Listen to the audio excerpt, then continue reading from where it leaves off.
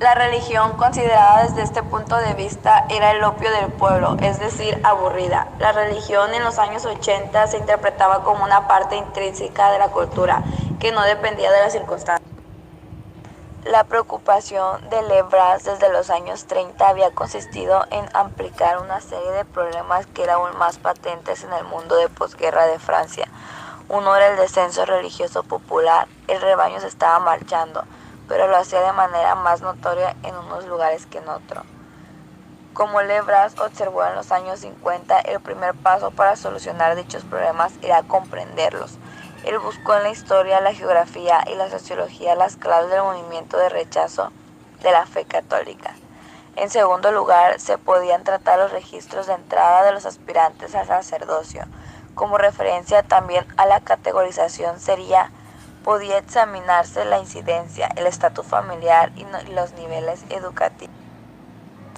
Pero un punto muy importante sería con qué criterios podía medirse el compromiso y la conformidad religiosa. Registraban la práctica de acuerdo a ciertos criterios.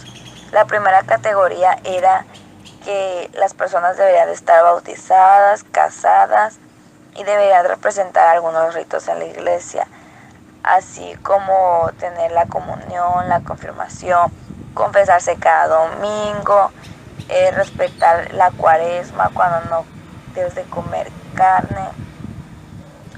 Y también te pedía que debías de bautizar a tus hijos por obligación y que debías estar casado.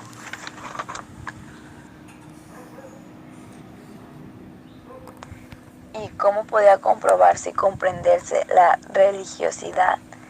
Esta cuestión planteada por Lebras con respecto a la comunidad solo se había tratado hasta entonces a través de la conformidad y la práctica, o sea, lo que se iba poniendo en práctica y lo que estaba plasmado en los libros. La Inquisición,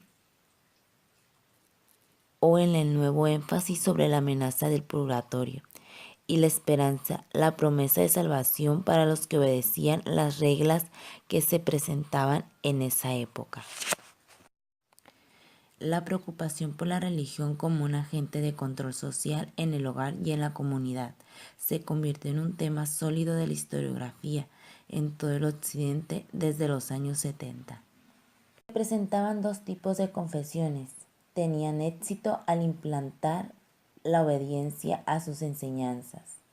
Uno de ellos era el control social para la conformidad forzada a una u otra confesión por medio del medio y el desarrollo de instituciones tales como el confesionario y la práctica de la confesión, así como de la Inquisición.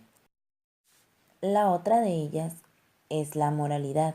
Se imponía con conceptos paralizantemente terribles del purgatorio y de las hogueras eternas del infierno. La temprana edad moderna trataba de la imposición del miedo al no conformismo y las estructuras de control impuestas por la enseñanza de la Iglesia. En la Edad Moderna había religiones que vivían en incómoda proximidad.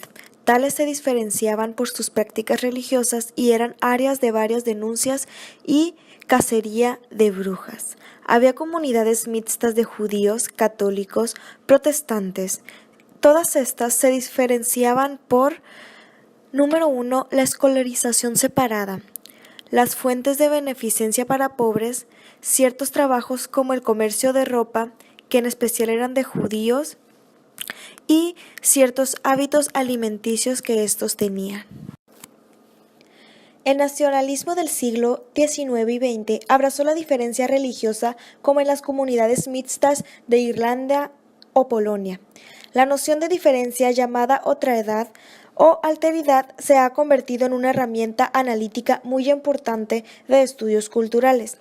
La historia religiosa y la definición de la identidad han sido un asunto clave para la lectura de una cultura a través de un incidente o un pleito, como es el Holocausto, o analizar los encuentros de culturas a través de símbolos dejados como evidencia. Esto nos ha permitido entender civilizaciones. Es por esto que no se puede estudiar la historia sin comprender a la civilización en cuestión por medio de su religión, y por esta razón, obras como Francisco Javier de Schurhammer han sido explotadas para propósitos que iban mucho más allá de la intención original de este autor. La autora considera Memory Palace of Matteo Rizzi de Spence una de las obras más interesantes que ha leído en las últimas décadas del siglo XX.